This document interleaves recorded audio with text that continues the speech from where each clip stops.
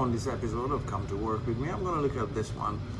The metal holder, capital letter missing, for the computer has partly English fallen off. Very dangerous. Wow, so something fell off and that's holding the computer, and that makes it very dangerous. Please, capital, help, secure, ASAP, capital, punctuation. This might fall on someone's foot. Thank you. Hello, grade 3 level spelling. It's not the computer. Alright, let's see what the hell is this. And there it is. That's how this looks like. This is what they had in mind.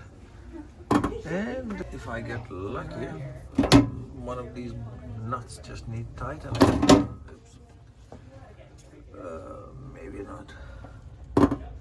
Let's move things around a little bit and see what's what. There, 14 seconds later, it's fixed. But you've got to see this. So I'm lying on the floor now. What holds anything up is a pivoting bar that locks in place on one side and locks in place on the other side. That's it. There are no bolts missing, nothing. This is how this was designed. So if this gets turned out and that gets turned out, ouch, now it's very dangerous. Alright,